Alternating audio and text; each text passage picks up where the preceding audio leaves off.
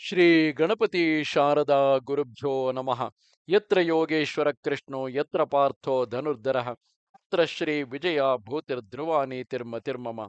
ಶ್ರೋತೃಗಳಿಗೆ ಶ್ರೀ ಅಳಸಿಂಗರಾಚಾರ್ಯ ವಿರಚಿತ ಶ್ರೀ ವ್ಯಾಸ ಮಹರ್ಷಿ ಪ್ರಣೀತ ಶ್ರೀಮನ್ ಮಹಾಭಾರತದ ಶಾಂತಿ ಪರ್ವದಲ್ಲಿ ಹಿಂದಿನ ಅಧ್ಯಾಯಗಳಿಂದ ಮುಂದುವರಿದ ಯಾಜ್ಞವಲ್ಕ್ಯ ಜನಕ ಸಂವಾದದಲ್ಲಿ ಯಾಜ್ಞವಲ್ಕ್ಯನು ಸಾತ್ವಿಕಾದಿ ಗುಣಗಳ ತಾರತಮ್ಯವನ್ನು ತಿಳಿಸಿದುದು ಎಂಬ 319ನೆಯ ಅಧ್ಯಾಯಕ್ಕೆ ಸ್ವಾಗತ.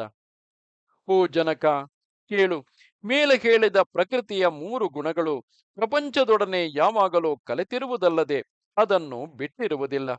ಅವ್ಯಕ್ತ ರೂಪನಾದ ಭಗವಂತನು ಆ ಪ್ರಕೃತಿಯ ಸಂಬಂಧದಿಂದ ತನ್ನನ್ನು ತಾನೇ 100,000,00,000,ಕೋಟಿ ವಿಧಗಳಾಗಿ ಮಾಡಿಕೊಳ್ಳುವನು.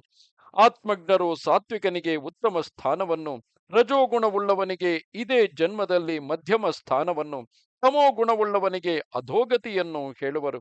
ಮನುಷ್ಯನು ಕೇವಲ ಪುಣ್ಯದಿಂದ ಉತ್ತಮ ಗತಿಯನ್ನು, ಪುಣ್ಯ ಪಾಪ ಮಿಶ್ರಣದಿಂದ ಮಾನುಷ ಗತಿಯನ್ನು, ಕೇವಲ ಪಾಪಗಳಿಂದ ಹೀನ ಗತಿಯನ್ನು ಹೊಂದುವನು.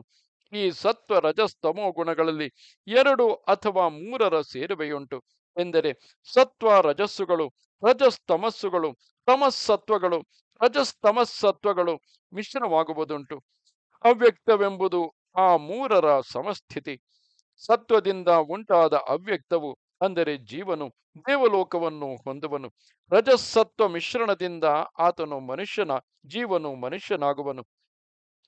ರಜಸ್ತಮಸ್ಸುಗಳ ಮಿಶ್ರಣವುಳ್ಳವನು ಕಿರಿಯ ಜನ್ಮದಲ್ಲಿ ಹುಟ್ಟುವನು. ಸತ್ವವು ರಾಜಸ ತಾಮಸ ಗುಣಗಳೊಡನೆ ಕಲೆತಿದ್ದರೂ ಮನುಷ್ಯ ಜನ್ಮವನ್ನೆತ್ತುವನು.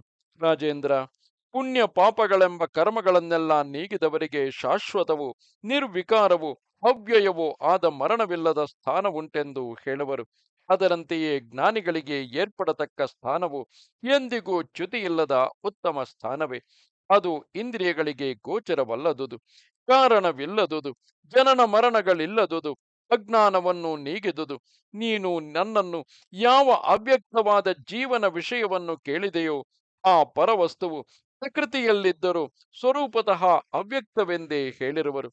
ಪ್ರಕೃತಿಯು ಅಚೇತನವು, ಅದು ಆ ಪರಮಾತ್ಮನಿಂದ ವ್ಯಾಪೃತವಾಗಿ ಸೃಷ್ಟಿ ಸಂಹಾರಗಳನ್ನು ನಡೆಸುವುದು ಎಂದನು. ಆಗ ಜನಕನು, ಓ ಮಹಾಪ್ರಾಜ್ಞ, ನೀನು ಹೇಳಿದ ಆತ್ಮ ಪ್ರಕೃತಿಗಳೆರಡು ಆದ್ಯಂತವಿಲ್ಲದವುಗಳು, ಶರೀರವಿಲ್ಲದವುಗಳು, ನಿಶ್ಚಲವಾದವುಗಳು. ಅವೆರಡು ತಪ್ಪಿಸಲಾಗದ ಸಂಘಗಳೆಂಬ ಗುಣ ಗುಣಾಗುಣಗಳುಳ್ಳದ್ದು, ಹೀಗೆಂದು ತಿಳಿಯಲಾರದ ಸ್ವರೂಪವುಳ್ಳವುಗಳು. ಹೀಗಿರುವಾಗ ಅವುಗಳಲ್ಲಿ ಒಂದು ಅಂದರೆ ಪ್ರಕೃತಿಯು ಜಡವೆಂದು, ಮತ್ತೊಂದು ಅಂದರೆ ಜೀವನು ಉಳ್ಳದ್ದೆಂದು ಹೇಗೆ ಹೇಳಬಹುದು?